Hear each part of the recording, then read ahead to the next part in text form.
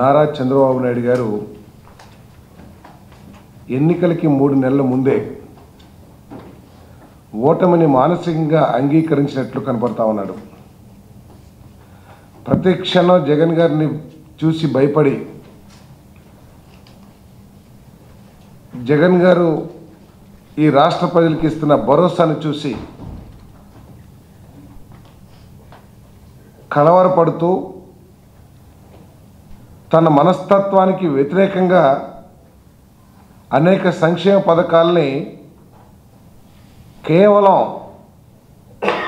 ఎన్నికల నోటిఫికేషన్కి 45 రోజులు ముందు ప్రకటించడం చూస్తూ ఉంటే మానసికంగా ఈయన ఓటమికి సిద్ధమైపోయినట్లు కనపడతా ఉన్నాడు. ఈయనకి ప్రజలకి సంక్షేమ పథకాలు అందించాలనే చిత్తశుద్ధి లేదు. ఈయనకు ఉన్నదల్లా సంక్షేమ పథకాల పేరు మీద అధికారాన్ని ఏ విధంగా హస్తగతం చేసుకోవాలనేదే ఈయన దృష్టి. కాబట్టి ఈయన ఈ సంక్షేమ పథకాలను అమలు చేయడంలో కూడా పూర్తిగా వైఫల్యం చెందుతాడని చెప్పేసి కూడా ఈ సందర్భంగా మనవి చేస్తా ఉన్నాను. నేను ఈయన ఎన్ని సంక్షేమ పథకాలు ప్రకటించినా కూడా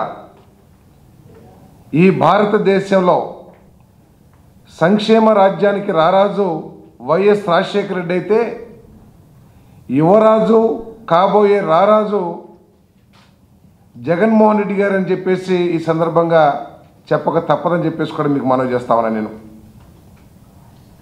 ఇది ప్రజలు అర్థం చేసుకున్నారు.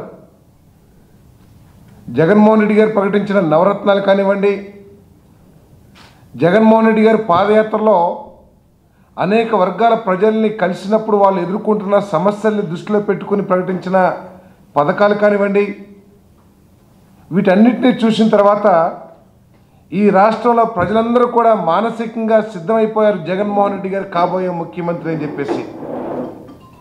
ఆ విషయాన్ని గమనించిన చంద్రబాబు నాయుడు ఈరోజు కొత్త నాటకాలు వేస్తా ఉన్నాడు. ఒక పక్కేమో ఎవరి కాళ్ళు పట్టుకొని పొత్తు పెట్టుకుంటే మనం గెలుస్తామా, వారు ఏ స్థాయి వాళ్ళైనా కానివ్వండి, లేదు వాళ్ళకి సిద్ధాంతపరంగా ఎంత వ్యతిరేకులైనా కానివ్వండి, ఎవరెవరిని పట్టుకుని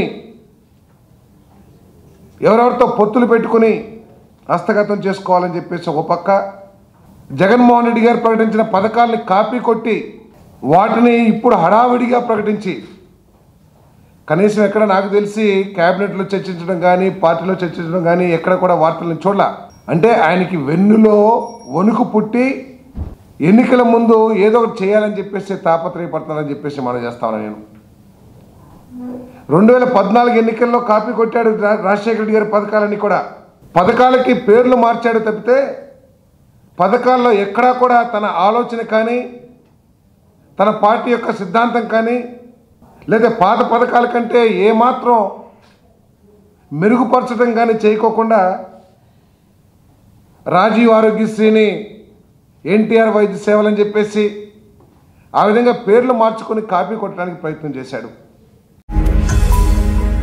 ఈ వీడియో గనుక మీకు నచ్చినట్లయితే లైక్ చేయండి, షేర్ చేయండి.